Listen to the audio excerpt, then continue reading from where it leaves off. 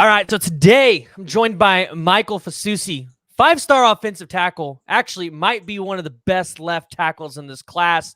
A lot of you guys are familiar with it, whether you're an OU fan. We know the Missouri fans are tuning in.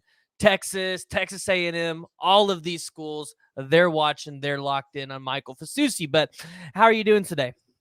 I'm doing great. How are you doing? I can't complain. It's like 80 some degrees here, so I can finally get yard work done, walk the dogs, and Good. just do all those summertime activities. So, No, I feel you. well, let's go ahead and just dive into it. So, it's been a while since we've had you on the podcast. So, go ahead and just tell everybody what this recruitment process has been like for you, especially over the past couple months, because it seems like you've been able to go visit a couple schools and kind of see what's out there in the college football landscape.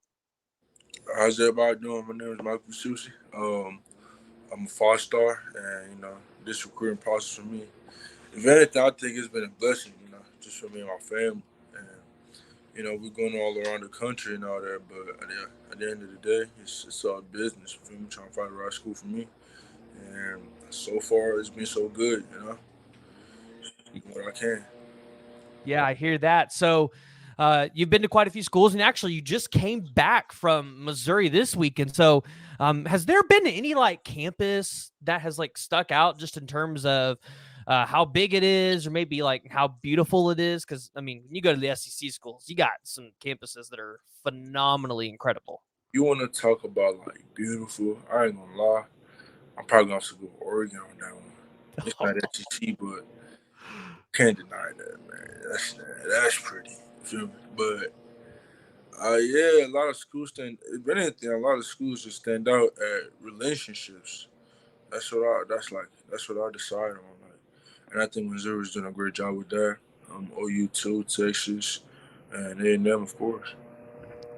Yeah, so I mean, talk about some of these relationships because I mean, in recruiting, that's got to be one of the biggest things anybody looks for, right? You've got to be able to click with that coach. It's going to be able to develop you. So, you know, I mean, what are some of the biggest differences between some of these offensive line coaches? I think, as a fan, we have a tendency to just think our offensive line coach is the best in the country. That's how every fan thinks. What has been some of the differences between some of these offensive line coaches, whether not only just how they build relationships, but how you see them developing you? I mean, I got to start where you can see which one's being fake and which one's real. You can spot this is a real dude. I'm trying to miss it. And still on those four schools, there's some other schools, but those coaches really stand out for me.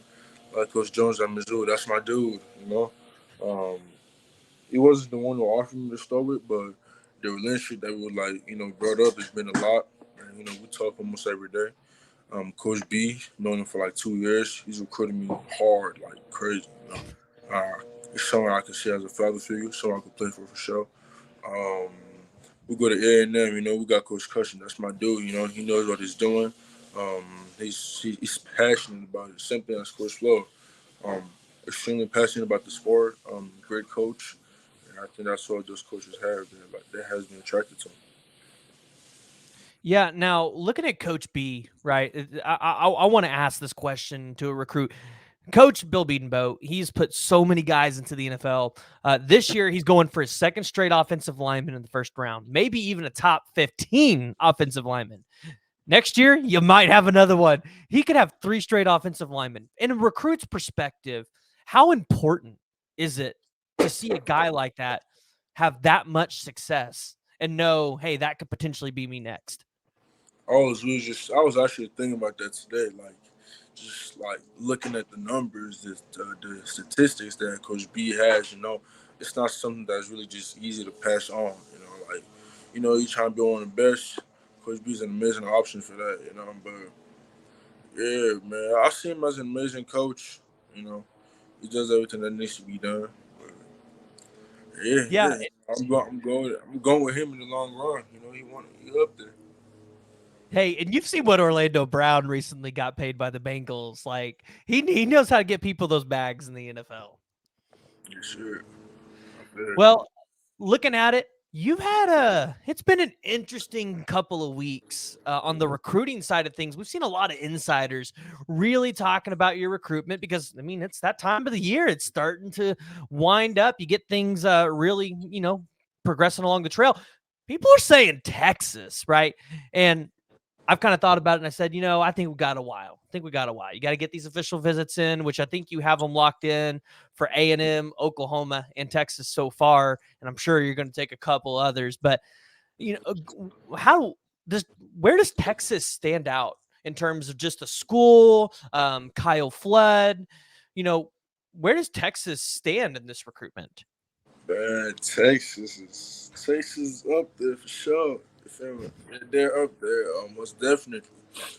But no, man, I think it's probably because I talk about them a lot. You feel me? Everybody gets caught up in that, and also doing like the first official visit I posted. Um, Mhm. that's why I probably think those insiders, really like got deep in that.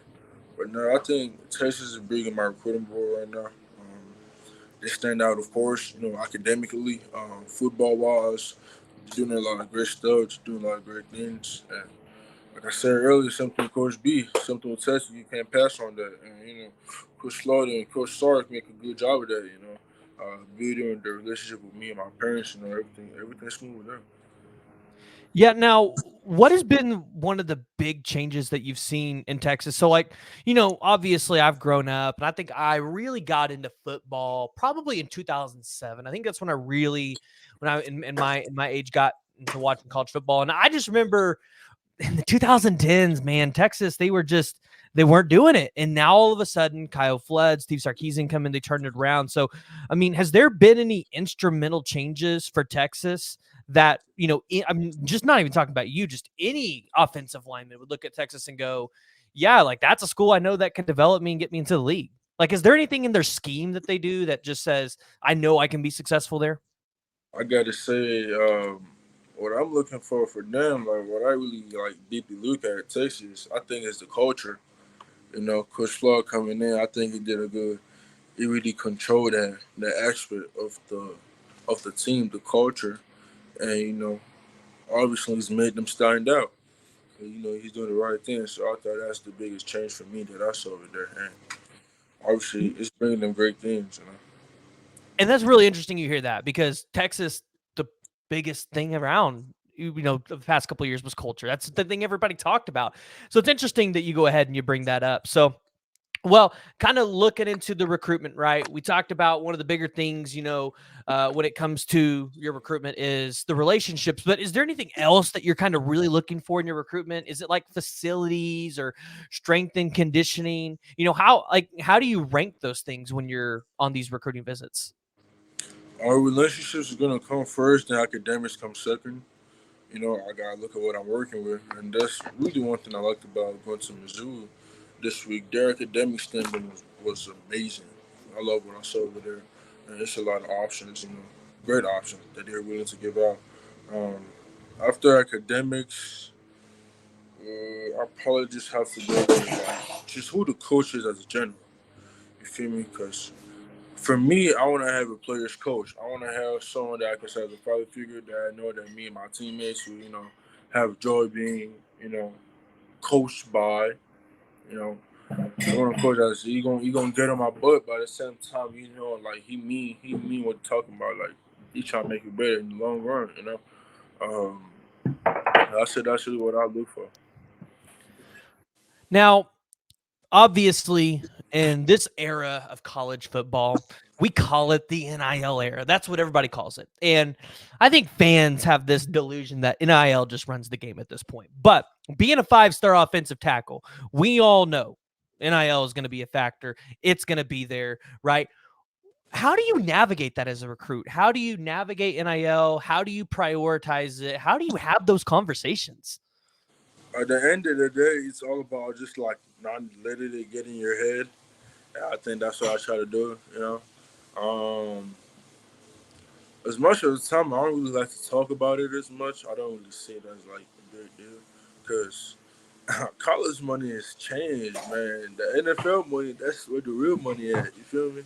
So like, I try not to just put it out there and all that. I mean, I might ask some questions, but like it's not really something that I look at as much. And And I love how you point that out because so many fans miss that about NIL. They miss the point of it, college money is college money. It's not the lifetime money. You know, you go to the NFL and you have a chance to set yourself up for life.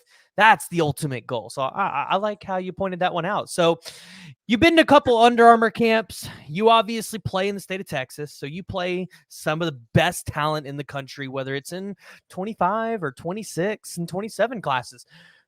One, who is some of the best competition that you've gone up against? But two, is there any of this competition, anybody that's trying to recruit you, and who is it?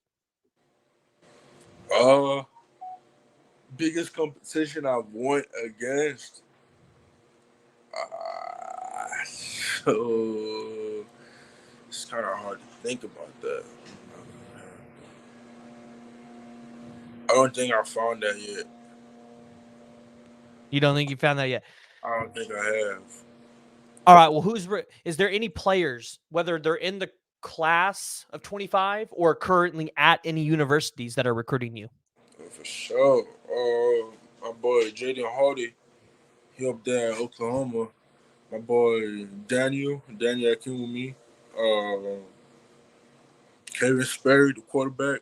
Mm-hmm. And they all recruited me. That's what OU come to Mizzou. It's actually like the players up in there that are kind of recruiting, like Caden Green, Armand. Um, yeah, a lot of the players over there want me. I think it's really those schools. Same thing with Texas, there. My boy Neto up there, he's recruiting me too. Yeah. Interesting. Yeah, we know about Nito. Yeah, that was a big one, I think, to land Xena, because he's got a brother, Xena, right? Yeah. So that was a big one. So, all right. Well, before I let you go, appreciate you coming on because I know you're busy. You know, you got school, you got the camps, you got the visits coming up. Is there anything you want to tell the fans? Because I know I'm primarily an OU channel, but there's going to be people from all over the fan bases that try to tune in. Is there anything you want to say to the world just about your recruitment or anything like that? All right. There isn't much that has to be said, but all I got is just, stay tuned. You feel me? It's gonna be a lot. You're gonna see it. It ain't too much.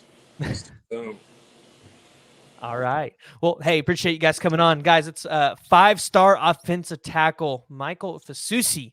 Make sure you guys tune in. Go follow him on the socials. I will include those down in the description. And if you haven't already, hit that like and hit that subscribe button.